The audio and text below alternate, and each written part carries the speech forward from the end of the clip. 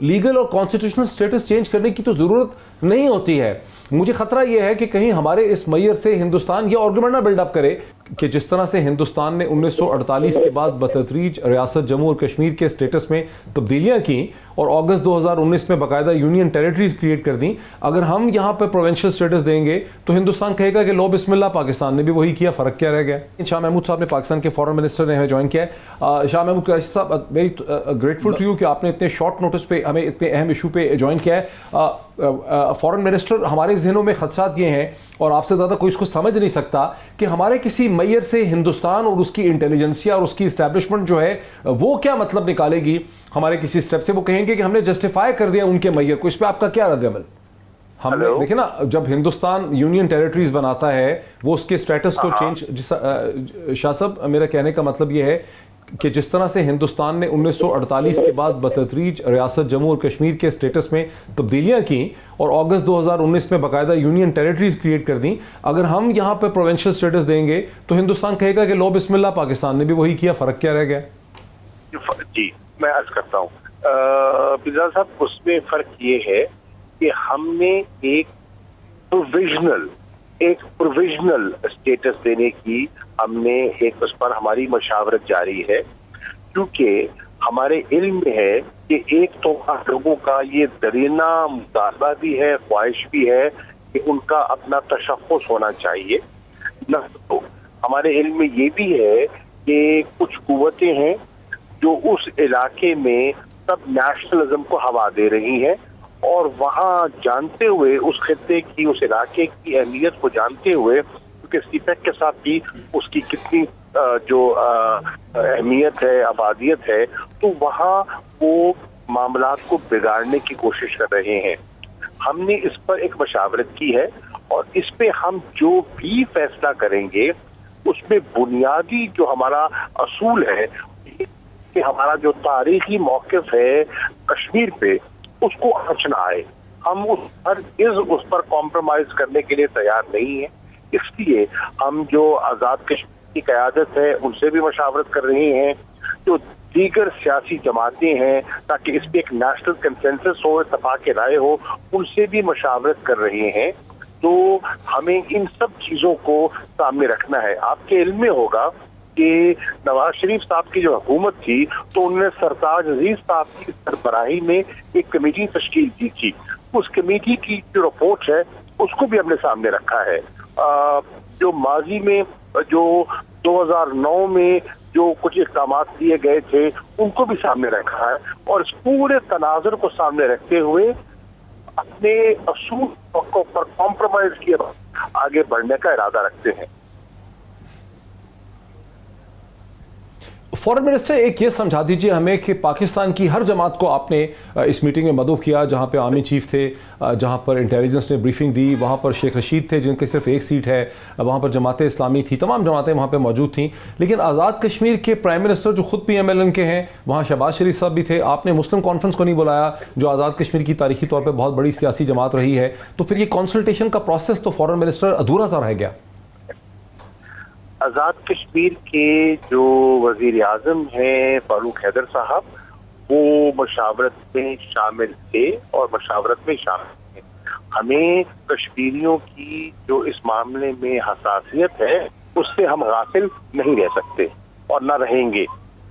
शेख साहब, आप कश्मीरी ओरिजिन के हैं, हमेशा कश्मीर कॉज के साथ आइडेंटिफाई करते हैं। हिंदुस्तान की रियासती इदारे जो हैं वो आपके बड़े ख़िलाफ़ हैं, वो आपके ख़िलाफ़ प्रोपेगेंडा भी बहुत करते हैं। देखिए, हिंदुस्तान तो हमारे मुल्क में, सारी दुनिया में उसको सबसे ज्यादा तकलीफ इसी बात की आजकल वो कोरोना में मुब्तला है। 1 लाख बंदे उसके रोज केस आ रहे हैं, कमो बेश 92,000 95,000, और वो पाकिस्तान में किसी सूरत में नहीं चाहता कि इसकी इकॉनमी इस्टेब्लिश हो, यहाँ अमन हो, सुकून हो, यहाँ बेहतरी और बरतरी हो, क्योंकि उसको नजर आ रहा है कि उसके हालात और मामलात 28-30% जो है उसकी इकॉनमी नीचे गई है। और वो दुनिया में इस वक्त लद्दाख के महाज पर जो कुछ उसके साथ हुआ है या जो कुछ वो सोचे बैठे था वो उसकी नफी हुई है वहाँ पे। तो ऐसे आलम में वो पाकिस्तान के बारे में तो कोई इतनी मुस्बत सोच नहीं रखता। और जिस तरह नवाज शरीफ की तकरीर को उन्होंने उछाला है और अहमियत दी है इसलिए कि वो फौज के खिलाफ बयानिया था, وہ اس بات کی غمازی کرتا ہے کہ وہ پاکستان کے بارے میں بڑی سخت تلخ اور ترش سوچ رکھتے ہیں، تو جس کے لیے ہمیں ہر وقت تیار رہنا چاہیے۔ لیکن شیخ صاحب آخری میرا آپ سے سوال ہے کہ کچھ لوگ یہ بھی محسوس کرتے ہیں کہ اگر ہم ان کو صوبوں میں کنورٹ کر دیں گے تو در حقیقت بین الاقوامی طور پر ہم ہندوستان کے موقف کی تائید کریں گے کہ بھئی ان کو ایبزارب کر لیں، انٹیگریٹ کر لیں، مسئلے کو ختم کریں، لیٹس موو فارورڈ۔ تو ہم اس ڈائریکشن میں جا رہے ہیں کیا نہ چاہتے ہوئے بھی ہندوستان کے دباؤ میں؟ یہ بین الاقوامی دباؤ ہے ہمارے اوپر؟ دیکھیں، سی پیک کا محور گلگت بلتستان ہے۔ دنیا نے جس طرح خاص طور امریکہ سمیت اس وقت سی پیک کے خلاف دباؤ بڑھایا ہے، اور جس طرح انڈیا لگا ہوا ہے، جس طرح آسٹریلیا، جس طرح برٹن، جس طرح کینیڈا، سی پیک کے خلاف ایک انٹرنیشنل ماحول بنایا جا رہا ہے۔ ایسے عالم میں جس وقت سی پیک کے خلاف ساری دنیا ایک ماحول بنانے کے موڈ میں ہے، ایسے عالم میں گلگت بلتستان جو کہ سی پیک کا محور ہے، مرکز ثقل ہے، اس کو اگنور نہیں کیا جا سکتا۔ اور اس مسئلے میں اب دیکھنا ہے کہ دنیا کی سیاست بھی بدلنے جا رہی ہے، اور دنیا میں انٹرنیشنلی اب 4 نومبر کے بعد امریکن الیکشن کے بعد صورتحال اور مزید واضح ہوگی کہ دنیا کس سمجھ جاتی ہے۔ جس طرح چین اور امریکن آمنے سامنے ہیں، ہم نے چین کے ساتھ کھڑے ہونا ہے، ہم نے چین کا ساتھ دینا ہے، اور جس طرح ہم نے تبدیلیاں کی ہیں، آج ہماری فورسز ٹریننگ کر رہی ہیں، ایکسرسائز کر رہی ہیں روس میں، جس طرح ہم نے ایک نئی صورتحال کی تجدید کی ہے، اس میں سارے مسئلوں کی طرف دیکھ کر فیصلہ کرنا ہوگا کہ UN ریزولوشن سے ماورا کوئی حل اس مسئلے کا ہے نہیں، لیکن اس وقت جو گلگت بلتستان کے لوگوں کی کنڈیشن ہے اس کو دیکھنا اس لیے ضروری ہے کہ نہ وہ آزاد کشمیر پارلیمنٹ کا حصہ ہیں، نہ ان کی حکومت کا حصہ ہیں، نہ ان کا پاکستان پارلیمنٹ میں کوئی ریپرزنٹیشن ہے، نہ سینٹ میں کوئی ریپرزنٹیشن ہے۔ تو وہ کون لوگ ہیں؟ ان کو شناخت دینا اور ان کے لیے ڈیولپمنٹ کرنا اس ایریے میں، اور ان کی جو دادرسی کرنا ہے، ان کی جو حالت ہے اس کو معاشی طور پہ بہتر بنانا، سوشلی بہتر بنانا، ایک پروویژنل ایڈمنسٹریٹو ارینجمنٹ کے تحت کرنا ضروری ہے، کیا جا سکتا ہے، لیکن یہ اس کا مستقل حل اس وقت ہوگا جب UN ریزولوشنز کے مطابق پلیبسٹ ہوگا، اور دونوں اطراف جو انڈین ایکوپائڈ کشمیر ہے، مقبوضہ کشمیر، اور آزاد کشمیر اور گلگت بلتستان کا، اب جو بات تاریخی اعتبار سے ہے اس میں بھی کوئی دو رائے نہیں ہے۔ جو ڈاکٹر بنگش صاحب بات کر رہے ہیں وہ 100% درست ہے کہ اس وقت بھی گلگت بلتستان ایک مقبوضہ علاقہ تھا، وہ ملکیت نہیں تھی مہاراجا کی۔ تو مقبوضہ علاقے کو نتھی کر دینا، سٹیٹس کر دینا، اس کو جو اس وقت پرنسلی سٹیٹس تھیں ان کا ماتحت کر دینا، یہ کسی کو پروگیٹو اس کا نہیں ہے۔ لیکن جب تک یہ UN ریزولوشنز کے اوپر موجود ہے،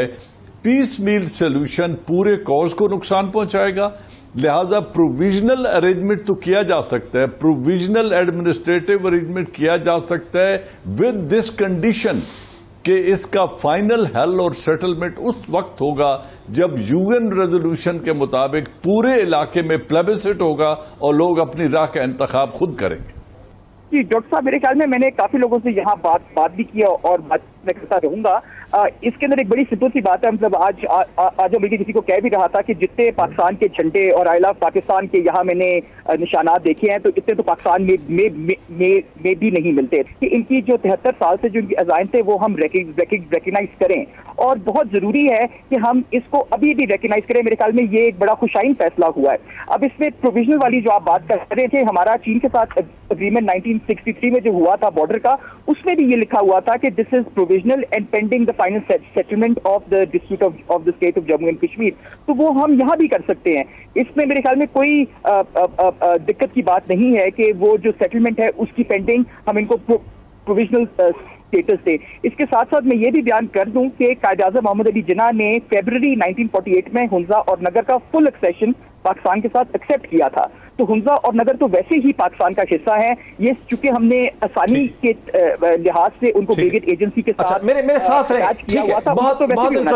انٹرسٹنگ۔ جلد صاحب کوئکلی، اس سے پہلے کہ میں سردار صاحب کی طرف جاؤں، جلد صاحب اگر انٹرنیٹ کی فیسلٹی ٹھیک نہیں ہے، پانی ٹھیک نہیں ہے، سڑک ٹھیک نہیں ہے، اس کے لیے پروونس کا سٹیٹس دینے کی بات تو نہیں، یہ تو سٹرکچرل اور لاجسٹک چیزیں ہیں۔ آپ فاٹا کو KP میں انٹیگریٹ کریں نہ کریں، آپ وہاں بہتر سڑکیں دے سکتے ہیں، ہسپتال دے سکتے ہیں، ڈسپینسری دے سکتے ہیں، ڈاکٹر اور نرسیں دے سکتے ہیں، telecommunication, mobile network, internet services دے سکتے ہیں، پڑھائی لکھائی کے اسکول دے سکتے ہیں، وہاں سرمایہ کاری کر سکتے ہیں۔ اس کے لیے آپ کو